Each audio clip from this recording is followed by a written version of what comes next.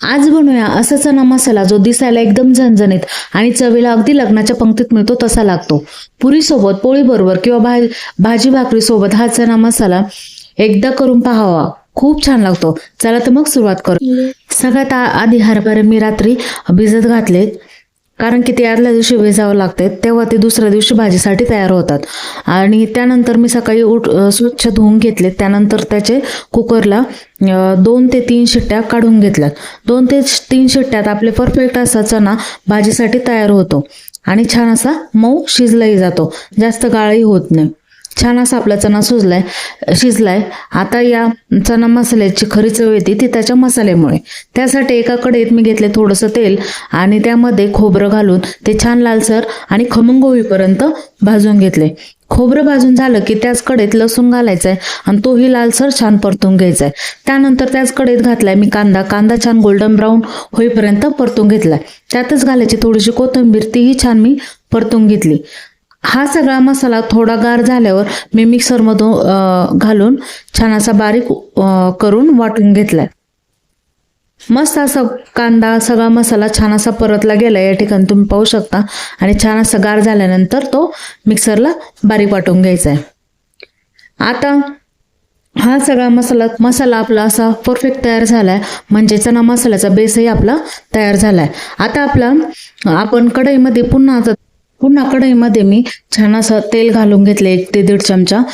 त्यातच तमालपत्र आणि मोहरी फोडणीची घातली. त्यात मोहरी छान तडतडली का 2 ते 2.5 चमचे मी धना पावडर घातली आणि त्यातच वाटलेला खोबऱ्याचा मसाला मी घालून छान परतू दिला.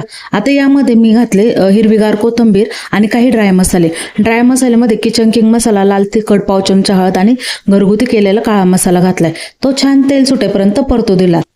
आता सगळे मसाले छान तेलामध्ये परतले की त्यात छान तेल सुटायला लागलं की मग त्यामध्ये थोडंसं मीठ घालायचंय आणि उकडलेले हरभरे ऍड करायचे आणि छान परतू द्यायचंय. आणि मस्त असं आपलं वाटणाला तेल सुटायला लागलं की त्यात मीठ ऍड करायचंय आणि पुन्हा एकदा 5 ते 10 मिनिटं परतू द्यायचंय. आता हा मसाला निवांत छान परतू द्यायचा आहे. मसाल्याला तेल सुटायला लागलं की समजायचा आपला अगदी परफेक्ट चना मसाला तयार झालाय. हिरवीगार मस्त कोथिंबीर घालून घ्यायची आणि त्यातच कस्तुरी मेथी ऍड करायची. यात गरजेनुसार तुम्ही थोडंसं पाणीही ऍड करू शकता. आणि इथे माझ्याकडे एक छोटीशी टिप आहे, तुम्हाला आवडत असेल तर शेवटी थोडासा मॅगी मसाला घालून बघा, यामुळे चना मसाल्याची एक वेगळीच छान चव येते. आता बघा आपला मस्त झणझणीत खमंग आणि तेल सुटलेला लग्नाच्या पंक्तीतला चना मसाला तयार आहे. हा चना मसाला गरम गरम पुरीसोबत खाल्ला तर काय सांगू, एकदम भन्नाट लागतो. पोळीसोबत, भाकरीसोबत तुम्ही नक्की ट्राय करा आणि मला कमेंट करून सांगा की भाजी कशी झाली. तुम्हाला ही चना मसाला रेसिपी आवडली असेल तर व्हिडिओला एक लाईक, एक शेअर, कमेंट नक्की करा आणि सबस्क्राईब करायला विसरू नका. तुम्ही असा चना मसाला कशासोबत खाणार आहात, अशाच गावाकडच्या चविष्ट रेसिपी साठी भाग्यश्री कुकिंगला नक्की सबस्क्राईब करायला विसरू नका. पुन्हा भेटूया अशा नवीन रेसिपी सोबत. थँक्यू.